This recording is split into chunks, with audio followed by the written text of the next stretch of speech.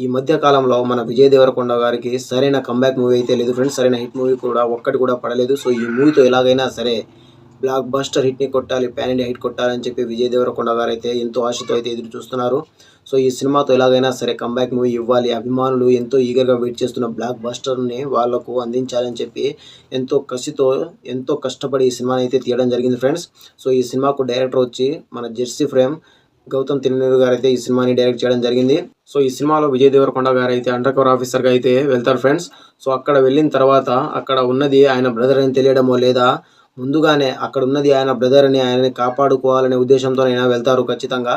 So ఇదే ఆయన కాపాడి తీసుకురావడమో లేదా అక్కడ ఆయనకి ఏదో జరగడం, ఆ అండర్ వరల్డ్ డానికి ఈయన హెడ్గా నిలవడం, ఇదే జరుగుతుంది సంథింగ్ ఏదో ఒకటి. కానీ ఇలాంటి ప్లాట్తో బ్రదర్ సెంటిమెంట్ ప్లాట్తో చాలా సినిమాలే వచ్చాయి. అందులో చాలా సినిమాలు హిట్ అవ్వగా చాలా సినిమాలు అసలు గల్లంతు లేకుండా ఫ్లాప్ అవ్వడం అయితే మనం చూసాము. సో ఇది ఏ కోవాలోకి వెళ్తుందో సో మనం వేచి చూడాలి.